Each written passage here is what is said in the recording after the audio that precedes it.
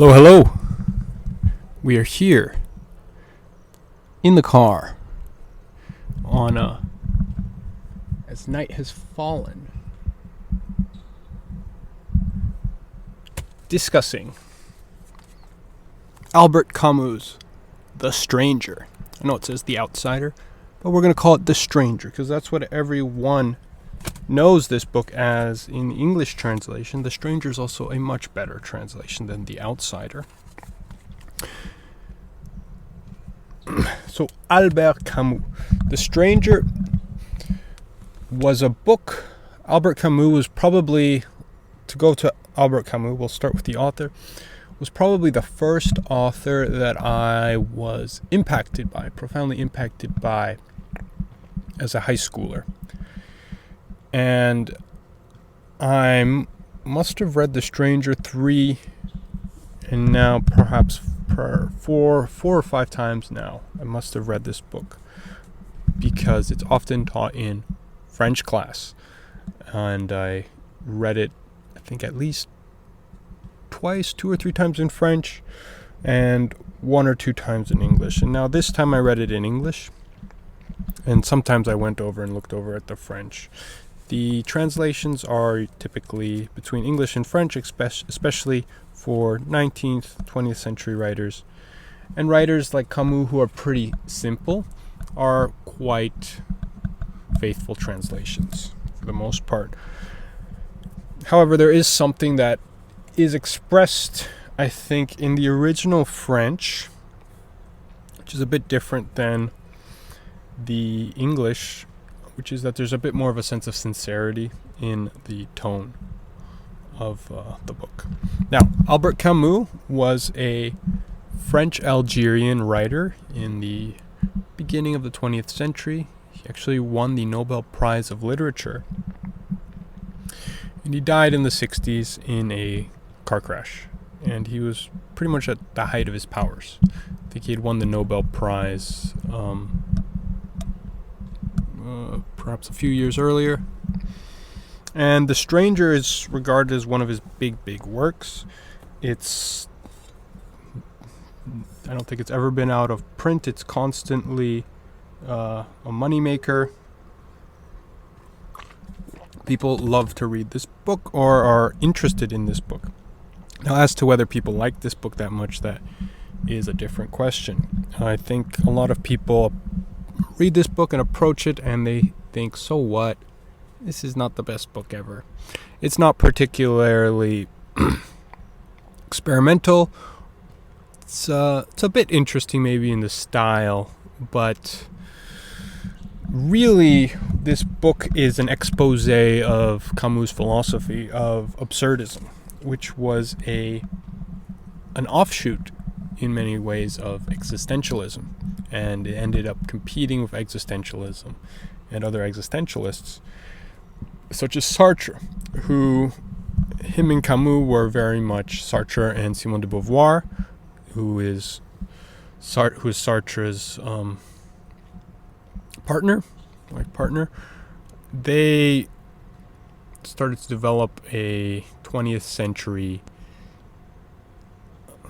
existentialist philosophy in the wake of World War II. That's very much informed by that sense that there isn't really meaning in the world, but humans have to conjure up their own meaning. Absurdism is a little bit different in that it does accept that there's no meaning in this universe, that there's a sense of a void. Humans don't have to go looking for meaning. Humans have to be a bit more experiential, and that there's a sort of fatalism towards the world. It's in some ways it's regarded as a bit darker, perhaps a bit more nihilistic. It doesn't have to be regarded as darker. In my opinion, having read and been exposed to philosophical texts and thoughts, Camus is a little bit closer to Nietzsche, whereas perhaps Sartre, I have read a bit of him, but he's very much Heideggerian, perhaps I don't want to say Kierkegaard because it's a little bit more different, but Kierkegaard very much is existentialism, a little bit of absurdism in there. But to me, Camus, being an author, emphasizing a bit more just the experience of reality and that we're living in this world. All we have to do is experience it. He has a famous quote, not in this book, but in The Myth of Sisyphus, that ends it, which is, one must imagine Sisyphus happy. So one must imagine ourselves contented and happy in our everyday lives, even if there isn't that much meaning, and it is futile to try and grasp for meaning and conjure up a sense of meaning. So Sartre and Camus were very much at odds, in that Sartre thought that humans, it's inevitable that humans are going to start to conjure up meaning. But Camus is a bit more, I think that he's a bit more aware that in this meaning conjuring, what he wants to expose, that even in our meaning conjuring, there is a sense of the absurd, that why are we having to conjure up this meaning? Why, if there is really a meaning to, and I know this is getting really, really deep at the start. I'm not talking about the book as much, I'm talking about the philosophy. And this is the problem that arises with many people who read The Outsider. I call it The Outsider, The Stranger. I don't want to look at that title, horrible title. But it has a really nice sun image, which is important. But the issue that people have is they look at these lists of the greatest books ever. They see The Stranger. It's always, they see Camus. He's always he's always, you have to study him in French class. I don't think you study him in English. I actually had to study The Plague in English, which is another Camus book. You see his books all over bookstores. So, and you see him on lists of best books read. The Stranger, you got to read this 20th century novel, and people pick it up and they're kind of confronted with pretty much a philosophical expose. So that's why this is getting a bit deep. But to go back, I think Camus realizes that it's to Camus it's absurd that we have to create this meaning itself.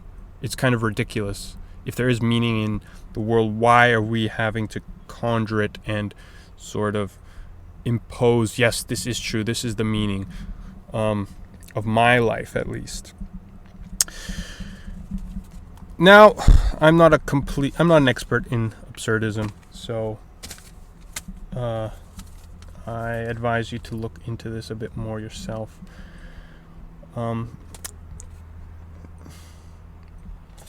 There's a sense that every life is equally meaningful and meaningless, and it's really up to the individual to revolt against this absurd.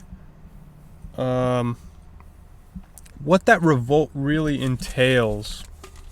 Now, he wrote about this in The Myth of Sisyphus, but I have to read that again. What this revolt entails, I think, is really a sense of a presence, a sense of present understanding.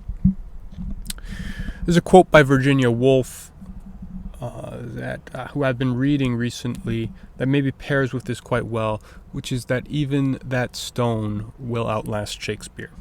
To Camus, legacy means nothing.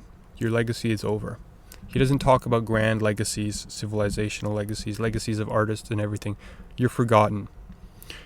You're swallowed up by death. Okay.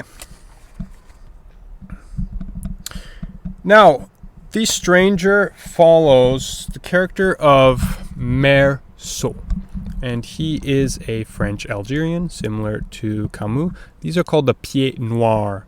Who are these people? They're basically they're French colonialists at the time, in a sense. They're French people who were installed and ended up living in Algeria. So they're not Algerians in the ethnic sense. They're French people in the ethnic sense. They have more rights than the Arab Algerians. And that is a theme. That's something that is subtly touched on in this book. That being said, Camus came from a working class family. He was not raised. I think his mother was a waitress. His father, working class, very working class. And Meursault very much seems to have a similar upbringing. Now, Meursault is a young man. He has a decent job. It's not particularly fulfilling. It's a decent job. But where this book starts off is that his mom has died. Maman est mort. These are quite famous words, beginning words for the novel. Actually, the whole sentence is, let me read it out. It's the most famous. It's not just Maman est mort. My mother died today. Or maybe yesterday. I don't know. This sense of ambivalence, disconnectedness from Meursault is consistent throughout this short novella. Now he has to go to his mom's old folks' home and see her buried, and he doesn't seem to express much emotion. He doesn't express much emotion. He doesn't cry, doesn't weep. It's just kind of a matter-of-fact thing that seems to happen. His mother has died. In fact, he actually smokes next to the coffin, in the room of the coffin, which becomes important. His mother's lover, who she had at the end of her life, seems to express much more emotion at her death. Now, what ends up happening during the climax and so Camus then goes back to Algiers, and he works his job, and he engages with a romantic relationship with Marie, a woman who he finds quite beautiful. It's all written in the first person tense. But what happens in the climax, he gets also embroiled in a kind of with a shady figure called oh my goodness, I should not forget his name. He gets embroiled with a shady character called Raymond, and eventually this leads to a situation in which Raymond, who has a lot of enemies, Raymond gives Meursault a gun one day, and they're off on a kind of they're on the outskirts of Algiers, a friend's beach house, and they're being pursued by some of Raymond's enemies. And Raymond gives Meursault a gun. There's an altercation that happens. Nothing else happens. They go back to the beach house, and then Meursault walks along the beach still with the gun. The sun is shining quite brightly, much like this lamppost, which is illuminating my face. And Meursault sees that Arab there, and they make eye contact, and Meursault kind of stops for a bit, and the Arab takes out his knife and just approaches Meursault, but Meursault doesn't do anything other than doesn't really approach him quite quickly, just takes out the knife. The Arab and Meursault takes out the gun and shoots him. He just shoots him, just like that. And and this is the first half of the novella. And the last half is his trial, which is the most important part. And as he's being tried, he's being tried for who he is as an individual. for the fact that he didn't cry at his mother's funeral, for the fact that he immediately had sex with Marie after his mom's funeral. He didn't seem to show too much emotion. And in shooting the man, he also didn't seem to show much emotion. So he ends up being tried for those aspects.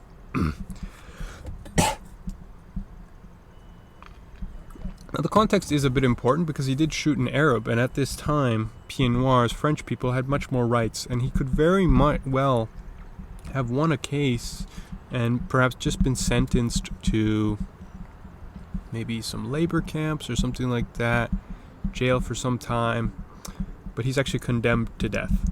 And he's not condemned to death as much for his actions, shooting a man, but it's for his person, for his ambivalence in life. Now there's a point when I read this novella and I thought that Meursault was an example. He was made as an example by Camus of how we should not live. But that's not the case, actually. Meursault is very much a neutral character. He is a character that is engaged with the absurd world. He's a character who is condemned. And we are all condemned and we're all guilty in Camus' world. So all the characters, Raymond, Marie, and even Meursault's mom, are all guilty.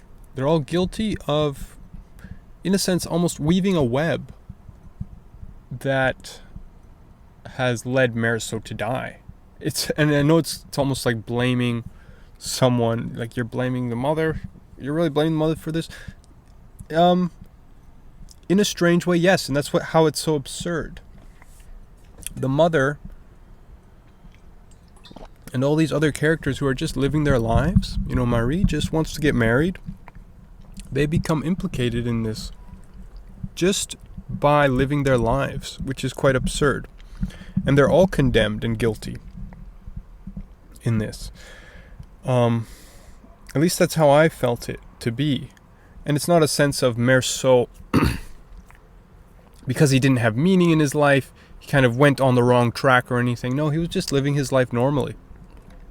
Now, there's a lot of talk about whether Meursault is autistic. This is actually something that some literary scholars debate about, because he does seem very odd and strange. In that sense, very matter-of-fact, simple, and meticulous. Doesn't really understand the situations as well, the gravity of what he did, and doesn't really ever seem to process emotions. Sometimes he says, yeah, I like that. Oh, I really didn't like that. That's really as much as you get from him. And even at the end, it's not a sense of fear. He's not afraid of his death. It's just kind of a reality that he comes to confront and realizes, wow, this is just such an absurd and strange life that I have lived. And now I'm confined here. And fate just kind of rolled me these die. And now I'm here. Now it might come across as a bit nihilistic, very nihilistic, hedonistic maybe even. If life is not worth meaning and it's just experience, why not just enjoy all the pleasures of life like a hedonist?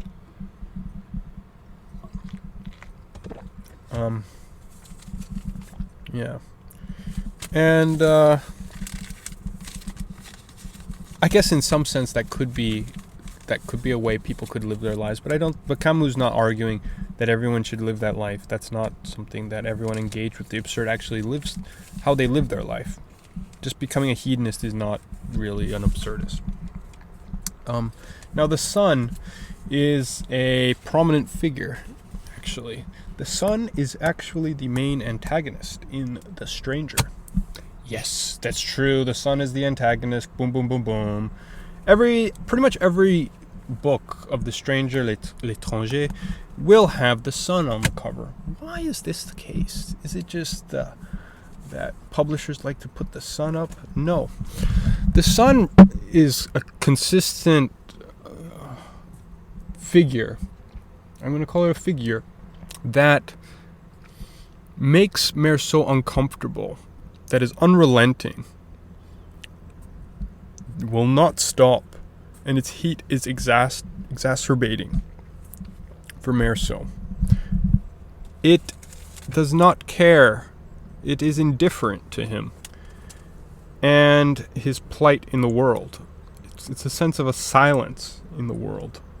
And at the same time, the intensity of the sun, how hot it is, actually, and this kind of, this indifference to it is what spurs Meursault to shoot the Arab. Meursault has an affinity, though, for water. Water and swimming is the one thing he really likes, and it's expressed. And I think it's worth talking about this a little bit. Water as a sort of, perhaps an antithesis to the sun. It's cool, it's fresh. And in water also, we feel our bodies in a certain way. Our bodies are like much more free-flowing in water. I think we're a bit more cognizant of our bodies. I feel myself within waters. You can feel your toes in a way, your fingers and all of that. Water is also quite tied with Marie, his love interest, who, as far as how much he loves her, I don't think he really loves her, it seems, but he likes her body. But Meursault finds solace in water, in these bodies, in these cool, fresh plunges. He is much more in tune with the physical.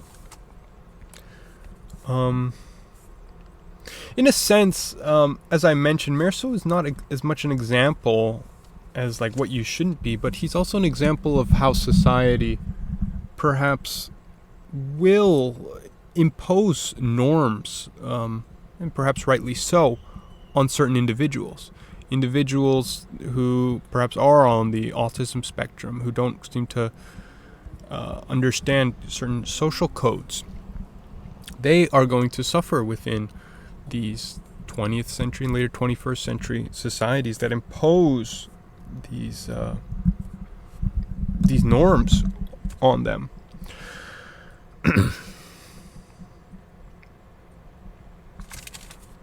And to touch on another thing is Meursault's name. So Meursault as a name, I remember when I read this in university, probably the third time, what was touched on quite a lot in French was his name, actually. Meursault. So saut is to jump, to leap, sauter. And also mer, it's actually Meursault. So meur perhaps could have been a sort of slight change of mer, which is both mother and the sea. So in a sense, sea jumper. Meursault. But meurt, il meurt.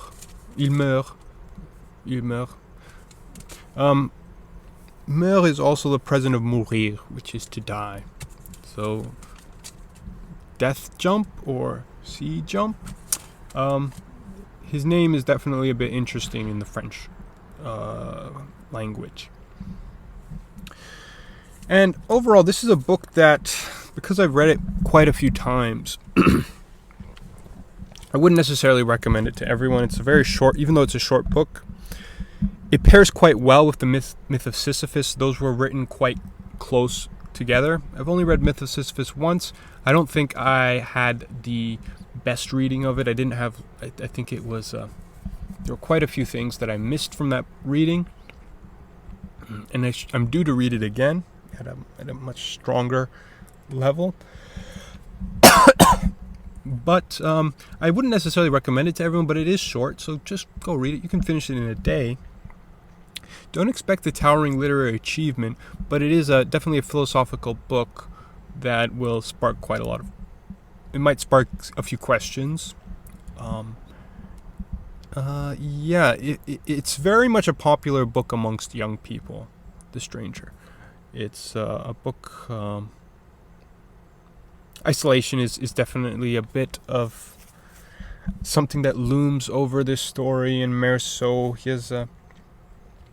He has a sort of, it seems, a very isolated life. but he's not very much aware of it. And as I mentioned, the specter of what would end up becoming the rest of the 20th century and the 21st century, I think, also looms over this book in a sense. It still hangs over this book, so it still remains relevant, definitely for people who are looking for philosophical texts. So if you're looking for a short philosophical text, especially that last portion, the last portion of the book is quite profound. And if you like that last portion, go on to continue reading The Myth of Sisyphus. I highly recommend that. The last portion is also quite dark, can be regarded as quite dark. The Myth of Sisyphus in some senses can also be regarded as quite dark. But I still think that they pair quite well together. Anyways, thanks for watching. Take care.